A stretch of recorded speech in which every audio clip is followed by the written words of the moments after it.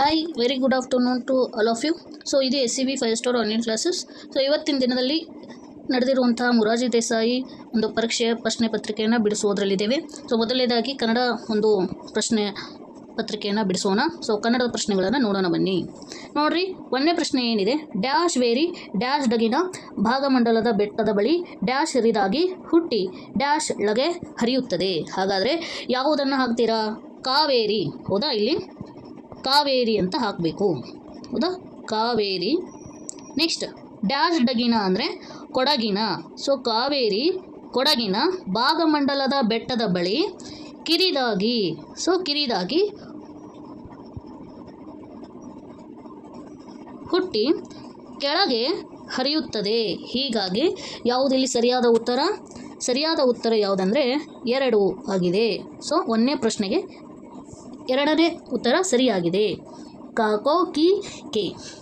Next 2ನೇ ಪ್ರಶ್ನೆ, ತಪ್ಪು ಮಾಡಿದವರನ್ನು ದಂಡದಿಂದ ಶಿಕ್ಷಿಸಿ ದಂಡ ಹಾಕುವುದು ಸಂಪ್ರದಾಯವಾಗಿತ್ತು. ಹೌದಾ?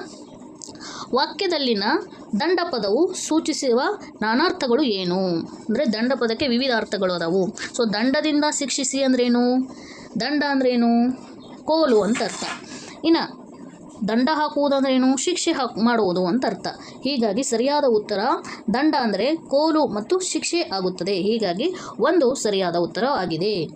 ನೆಕ್ಸ್ಟ್ ಪ್ರಶ್ನೆ ನೋಡ್ರಿ, 3ನೇ ಪ್ರಶ್ನೆ, ಪತ್ರ ಬರೆಯುವಾಗ ಅನುಸರಿಸಬೇಕಾದ ಸಾಮಾನ್ಯ ನಿಯಮಗಳನ್ನು ಕ್ರಮವಾಗಿ ಹೆಸರಿಸಿ.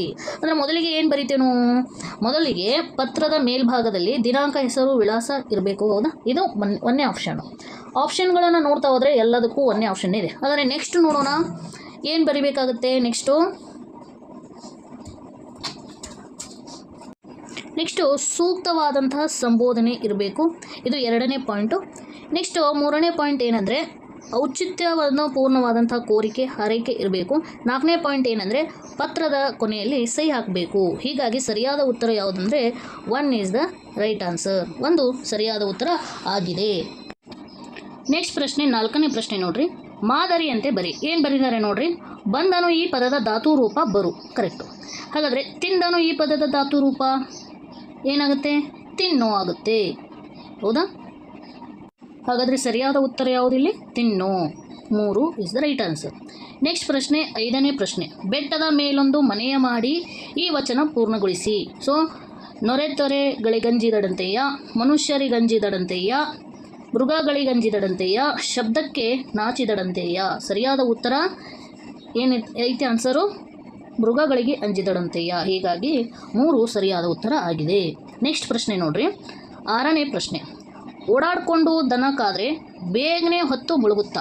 ಈ ಗಾದೆ ಮಾತನ್ನು ಅಂದರೆ ಗ್ರಾಂಥಿಕ ಭಾಷೆಯಲ್ಲಿ ಬರೆದಾಗ ಸರಿಯಾದ ಉತ್ತರ ಏನಾಗುತ್ತೆ ಅಂದರೆ ಓಡಾಡಿಕೊಂಡು ದನ ಕಾದರೆ ಬೇಗನೆ ಹೊತ್ತು ಮುಳುಗುತ್ತದೆಯೇ. ಇದು ಸರಿಯಾದ ಉತ್ತರ. ಹಾಗಾಗಿ 2ನೇ ಆಪ್ಷನ್ ರೈಟ್ ಆಗಿದೆ. ನೆಕ್ಸ್ಟ್ 7ನೇ ಪ್ರಶ್ನೆ ನೋಡ್ರಿ, ಪ್ರಜ್ಞಾವಧಾನಿ ಈ ಪದದ ಅರ್ಥ ಏನು? ಈ ಪದದ ಅರ್ಥ ಏನಂದರೆ ತಿಳುವಳಿಕೆ ಹಾಗೂ ಸ್ಮರಣ ಶಕ್ತಿ ಉಳ್ಳವನು ಆಗುತ್ತೆ. ಹೀಗಾಗಿ 1 is the right answer. Next ಪ್ರಶ್ನೆ ನೋಡ್ರಿ, 8ನೇ ಪ್ರಶ್ನೆ, ಅನ್ನ ಪತ್ರವನ್ನು ಬರೆದನು. ಈ ವಾಕ್ಯವನ್ನು ಬಹುವಚನ ರೂಪದಲ್ಲಿ ಬರೆಯಿರಿ. ಅನ್ನ ಏನಾಗುತ್ತೆ? ಅನ್ನಂದಿರು ಆಗುತ್ತೆ. ಹೌದಾ? ಅನ್ನ ಅನ್ನಂದಿರು, ಇದು ಬಹುವಚನ ರೂಪ. ನೆಕ್ಸ್ಟ್ ಪತ್ರವನ್ನು ಅಂತಂದರೆ ಪತ್ರಗಳನ್ನು ಅಂತ ಆಗುತ್ತೆ. ಪತ್ರಗಳನ್ನು. ಅನ್ನಂದಿರು ಪತ್ರಗಳನ್ನು. ಯಾವ್ದು ಆಪ್ಷನ್ ಇದೆ?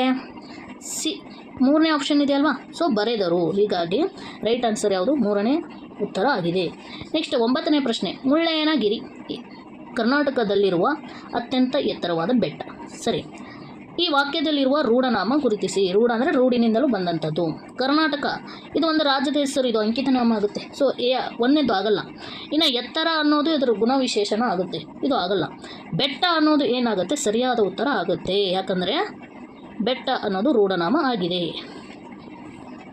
ಇನ್ನು ಮುಳ್ಳಯ್ಯನಗಿರಿ ಇದು ಕೂಡ ರೂಢನಾಮ ಆಗಲ್ಲ.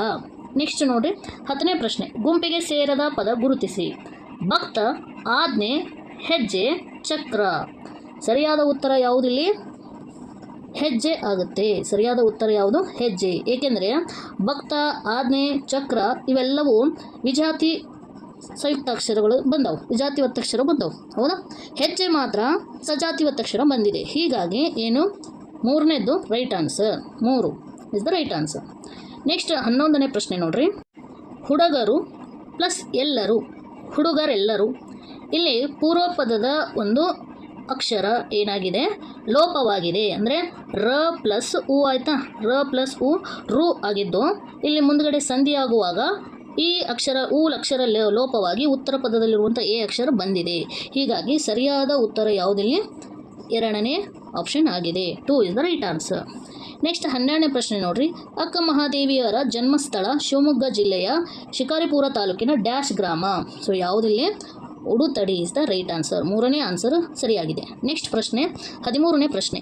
ಮೈ ಪ್ಲಸ್ ತೊಳೆ, ಮೈದೊಳೆ ಈ ಪದವು ಯಾವ ಸಂಧಿಗೆ ಉದಾಹರಣೆಯಾಗಿದೆ? ನೋಡ್ರಿ, ಈ ಒಂದು ಉತ್ತರ ಪದದ ಅಕ್ಷರ ಸಂಧಿಯಾಗುವಾಗ ಬೇರೊಂದು ಅಕ್ಷರ ಆದೇಶವಾಗಿದೆ. ಅದು ಯಾವುದಪ್ಪ ಅಂದರೆ ಆದೇಶ ಸಂಧಿ ಅಂತೀವಿ ನಾವು. ಯಾಕಂದರೆ ಕತಪಗಳಿಗೆ, ಉತ್ತರ ಪದದ ಕತಪಗಳಿಗೆ ಸಂಧಿಯಾಗುವಾಗ ಗದಬಗಳು ಆದೇಶವಾಗ್ತವು. ಹೀಗಾಗಿ ಇದು ಗದಬಾದೇಶ ಸಂಧಿ ಅಥವಾ ಆದೇಶ ಸಂಧಿ ಕೂಡ ಅನ್ನಬಹುದು. ಹೀಗಾಗಿ 2ನೇದು ಸರಿಯಾದ ಉತ್ತರ.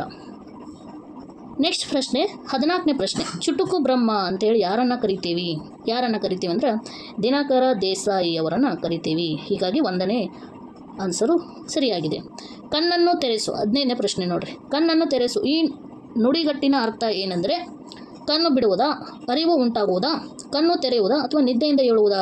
ಸರಿಯಾದ ಉತ್ತರ ಅರಿವು ಉಂಟಾಗುವುದು.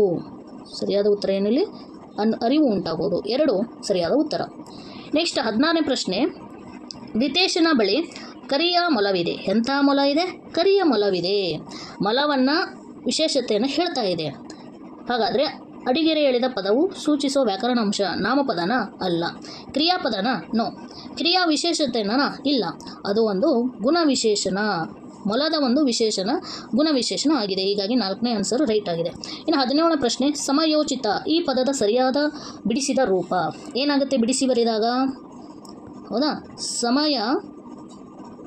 ಸಮಯ ಪ್ಲಸ್ ಉಚಿತ ಏನಾಗುತ್ತೆ? ಸಮಯೋಚಿತ ಆಗುತ್ತೆ. ಸರಿಯಾದ ಉತ್ತರ ಯಾವುದಿಲ್ಲಿ? 3 ಇಸ್ ದ ರೈಟ್ ಆನ್ಸರ್. ಗುಣಸಂಧಿ ಆಗುತ್ತೆ. ನೆಕ್ಸ್ಟ್ ಪ್ರಶ್ನೆ ನೋಡ್ರಿ. 18ನೇ ಪ್ರಶ್ನೆ. ನಿನ್ನ ಸಕಲ ಕಾರ್ಯದಲ್ಲಿ ಜಯವಾಗಲಿ ಈ ವಾಕ್ಯದಲ್ಲಿ ಸಪ್ತಮಿ ವಿಭಕ್ತಿ ಒಳಗೊಂಡಿರುವಂಥ ಪದ. ಮೊದಲಿಗೆ ಸಪ್ತಮಿ ವಿಭಕ್ತಿ ಪ್ರತ್ಯಯ ಏನು ಬರುತ್ತೆ? ಸಪ್ತಮಿ ವಿಭಕ್ತಿ ಪ್ರತ್ಯಯ ಅಲ್ಲಿ ಬರುತ್ತೆ. ಸೊ ನಾವು ಕ್ಲಾಸಲ್ಲಿ ಹೇಳಿರೋದಾಗೆ ನಿನ್ನ ಅನ್ನೋದು ವಿಭಕ್ತಿ ಪ್ರತ್ಯಯನ ಅಲ್ವೇ ಅಲ್ಲ. ಸೊ ಬಿಟ್ಟಾಕಿ. ಸಕಲ ನೋ ಆಗಲ್ಲ. ಕಾರ್ಯದಲ್ಲಿ, ಕಾರ್ಯ ಪ್ಲಸ್ ಅಲ್ಲಿ ಕಾರ್ಯದಲ್ಲಿ ಇಲ್ಲಿ ಬಂತು ನೋಡು. ಹೀಗಾಗಿ ಸರಿಯಾದ ಉತ್ತರ 3 ಆಗಿದೆ. ಇನ್ನು 19ನೇ ಪ್ರಶ್ನೆ ನೋಡ್ರಿ. ಈ ಕೆಳಗಿನ ವಾಕ್ಯಗಳಲ್ಲಿ ಸೂಕ್ತ ಲೇಖನ ಚಿಹ್ನೆ ಬಳಸಿ ಬರೆದಿರುವ ವಾಕ್ಯವನ್ನು ಗುರುತಿಸಿ. ಸರಿಯಾದ ಉತ್ತರ ಯಾವುದೆಂದರೆ ಆ ಕಡಿದರೆ ಕ್ವಶನ್ ಮಾರ್ಕ್, ಯಾಕೆ. ಸೊ ಸರಿಯಾದ ಉತ್ತರ 4 is the right answer. Next ಪ್ರಶ್ನೆ 20ನೇ ಪ್ರಶ್ನೆ. ಕೆಳಗೆ ನೀಡಿರೋ ಪದಗಳನ್ನು ಅಕಾರಾದಿಯಾಗಿ ಬರೆಯಿರಿ. ಅಂದರೆ ಶಬ್ದಕೋಶದ ಪ್ರಕಾರ ಬರೀಬೇಕು. ಸೊ ಯಾವುದಾಗಿದೆ? ಫಸ್ಟಿಗೆ ಮಾ ಬರುತ್ತಾ, ನೆಕ್ಸ್ಟ್ ಮೀ ಬರುತ್ತಾ, ನೆಕ್ಸ್ಟ್ ಮೈ ಬರುತ್ತಾ, ನೆಕ್ಸ್ಟ್ ಮೋ ಬರುತ್ತೆ. ಹೌದಾ, ಮಾಮ ಮಿಮಿ ಗೊತ್ತಿರಬೇಕು ಬಳ್ಳಿಗಳು. ಹಾಗಾಗಿ ಸರಿಯಾದ ಉತ್ತರ ಇಲ್ಲಿ 4 ಆಗಿದೆ. ಇಲ್ಲಿ ತನಕ ನಾವು ಏನು ಮಾಡಿದ್ದೀವಿ? ಕನ್ನಡದ 20 ಪ್ರಶ್ನೆಗಳನ್ನು ಸಾಲ್ವ್ ಮಾಡಿದ್ದೀವಿ. So have A good result ಅಂತ ಹೇಳ್ತಾ ನೆಕ್ಸ್ಟ್ ಸಬ್ಜೆಕ್ಟನ್ನು ಡಿಸ್ಕಸ್ ಮಾಡೋಣ. Have A good day.